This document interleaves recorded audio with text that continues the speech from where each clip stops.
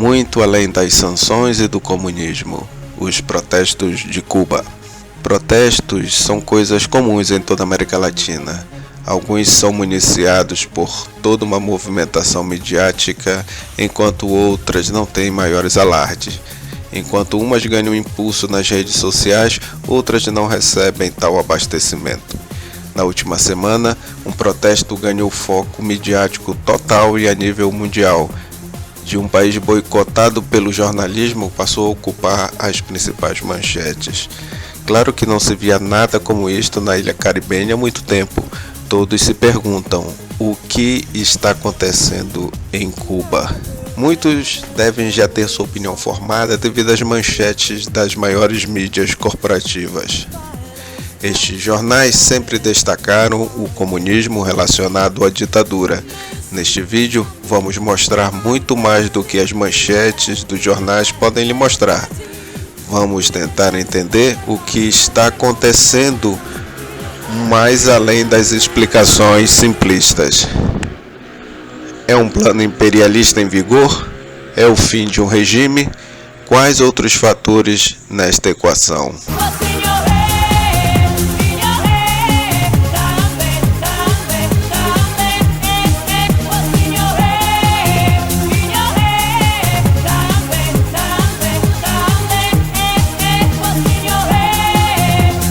Em 11 de julho, várias pessoas no município de San Antônio saíram às ruas para protestar pelos cortes de energia elétrica. Também protestavam pela dificuldade de obter alimentos na pior fase da pandemia. Manifestações maiores aconteceram em outras cidades do país. As mobilizações atingiram proporções nacionais. Foi transformada na maior manifestação da ilha nos últimos 20 anos. Apesar da falta de números oficiais pelo governo, organizações civis estimam que um número de 400 pessoas, incluindo 7 jornalistas, foram detidos. Oficialmente, o Ministério do Interior confirma a morte de uma pessoa durante o enfrentamento entre manifestantes e as forças policiais. A imprensa corporativa tratou de enfatizar que os protestos eram feitos pela população contra a ditadura e pedido de liberdade. Contudo, além das interpretações reducionistas, há algo a mais a se saber. Quais foram os motivos concretos deste protesto? Pensando assim, se observam vários fatores. O mais imediato deles é o ápice da contaminação por Covid-19 no dia 10 de julho, que colapsou o hospital na província de Matanzas. Cuba vinha até então respondendo ao vírus de maneira razoável. O controle é bem superior ao que experimentou outros países do Caribe. A curva em Cuba começou a subir muito em junho. Isso foi resultado do fim de uma quarentena mais restrita. Foi mais possível manter as pessoas em casa devido à economia da ilha que está em crise. A crise sanitária ocorre em um cenário econômico devastado. Muito se deve a esta crise à própria pandemia. O fluxo turístico, uma das principais formas de ingressos no país, caiu de 4,2 milhões de pessoas em 2019 a menos de 1 milhão em 2020. Início deste ano, não mais de 65 mil pessoas foram visitar Cuba. A catástrofe da indústria do turismo fez o PIB do país cair 8%. O mercado global experimentou uma subida de quase 40% nos preços de alimentos, segundo a FAO. Claro que isso foi um pesadelo para um país que importa quase que 70% dos alimentos. Para piorar a situação agrícola, passou por problemas. Todo o território nacional foi afetado por uma seca sem precedentes. Está chovendo em Cuba menos da metade da média histórica, segundo o Instituto de Recursos Hidráulicos de Cuba. Este conjunto de circunstâncias não demorou para dar origem a grandes filas para adquirir escassos alimentos disponíveis. Cuba experimenta ao mesmo tempo uma crise sanitária, uma crise hídrica e uma crise de alimentos que junto criaram uma crise econômica. Restou a Cuba o turismo, mas que a pandemia não deixou mais turistas chegarem à ilha. Tudo isso multiplique pelos efeitos do embargo econômico que há décadas vigora e se intensificou nos últimos anos. O resultado disso tudo são os energéticos protestos que começaram devido a questões sociais válidas. Em questões de minutos, as interpretações foram bem diferentes pela grande mídia, redes sociais e políticos internacionais. Os protestos se tornaram a base de ataques ao regime instalado em Cuba. As redes sociais se transformaram em um dispositivo de ressonância que amplificaram e distorceram o teor do protesto e muitas vezes se aproveitaram para espalhar fake news. Logo, os protestos passaram a ser comparados com o maleconaço de 1994, no fim da União Soviética.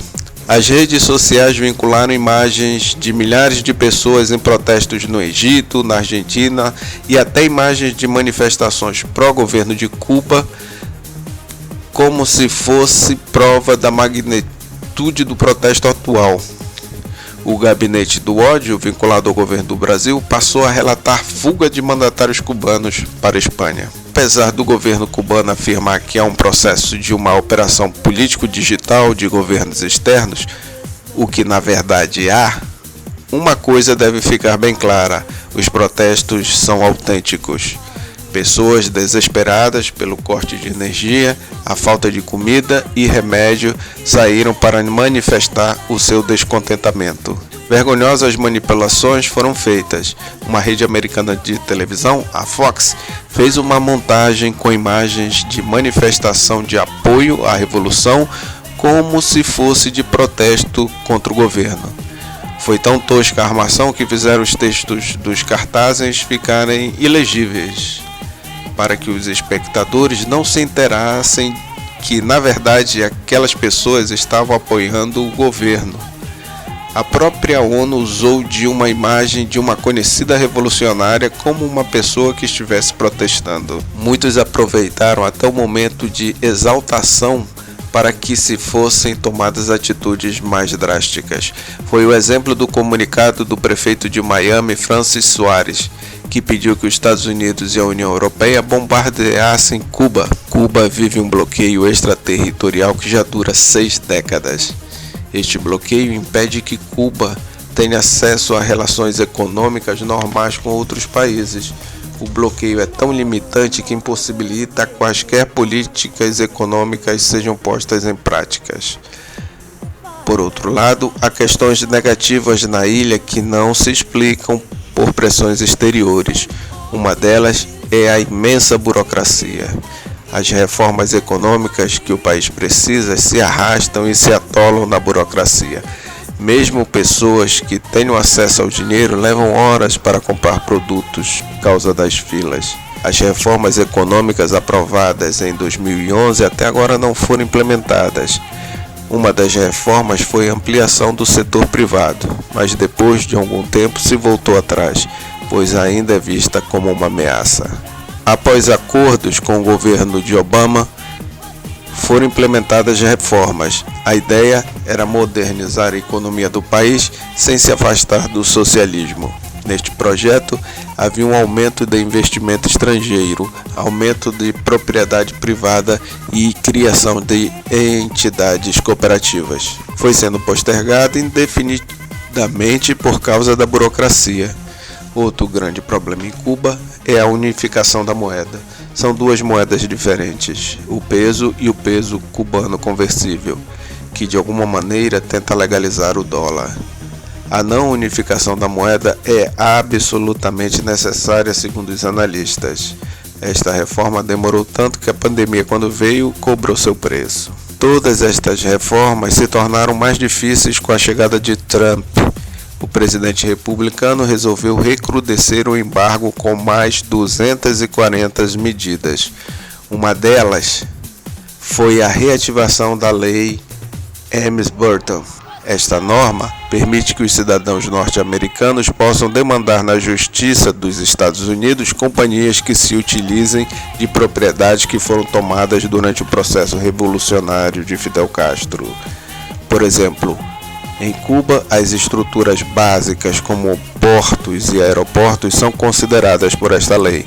Assim, quaisquer companhias, cubanas ou não, que usam o porto ou aeroporto de Cuba, estão sujeitas a serem condenadas nos tribunais dos Estados Unidos a pagarem multas pesadas aos cidadãos norte-americanos e também sofrerem sanções.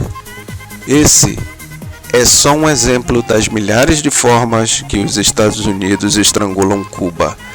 As grandes mídias tratam do assunto como apenas um fato histórico ou uma desculpa vitimista. Chamam até de mito. A imprensa corporativa nunca informa que o bloqueio causa uma perda de quase 70% do PIB nominal do país.